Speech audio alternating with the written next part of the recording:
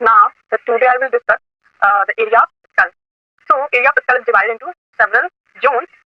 First is the vertex, second brows, and third one is the face. So, first vertex, जिसको हम लोग क्या बोलते हैं top of head, and it is a quadrangular. The quadrangular area bounded by anteriorly by the diaphragm, इसको हम लोग क्या बोलते हैं anterior fontanus and coronal sutures. ठीक. And posteriorly हम लोग चलेंगे तो posteriorly by the lambda, जिसको हम लोग क्या बोलते हैं posterior fontanus and laterally by the parietal eminence. Laterally by the parietal eminence is called the vertex area. Second क्या है हमारा Broz area.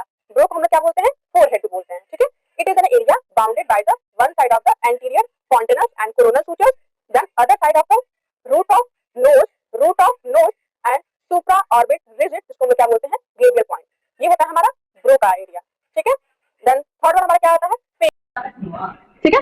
Face, the face is an area between glabellar point, root of nose और supraorbit रिजिड to junction of the chin, root of and floor of mouth, जिसको हम लोग क्या बोलते हैं मेंटम भी बोलते हैं. ठीक है. इस एरिया को क्या बोलते हैं हम लोग फेस एरिया बोलते हैं. ठीक है. अब ये जो हमारा फेस, ब्रो एंड वर्टेक्स है, ये हमारा क्या होता है फीटल प्रेजेंटेशन में क्या करता है हमारा हेल्प करता है. मोस्ट कॉमन क्या होता है हमारा वर्टेक्स प्रेजेंटेशन. ठीक है. इसको हम सिफेलिक प्रेजेंटेशन भी बोलते हैं, जो क्या होता है ड्यूरिंग लेबर हमको हेल्प करता है.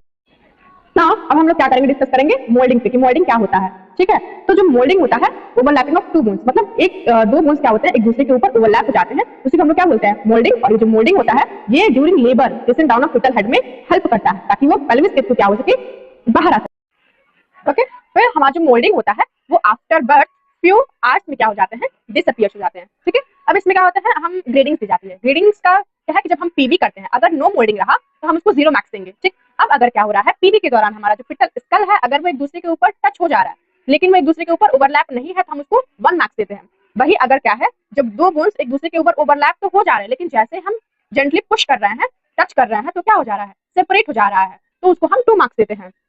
तीसरी बार जब हम क्या करते हैं पीवी करते हैं, अब अगर बोन्स एक दूसरे के ऊपर ओवरलैप हो गए हैं और हम उसे पुश कर रहे हैं फील कर रहे हैं तो भी क्या हो रहा है वो सेपरेट नहीं हो रहा है, वो बैक नहीं जा रहा है तो हम उसको 3 मार्क्स देते हैं. मतलब ये है कि अब बोन्स जो है कंप्लीटली ओवरलैप हो चुका है और डिलीवरी हो सकती है.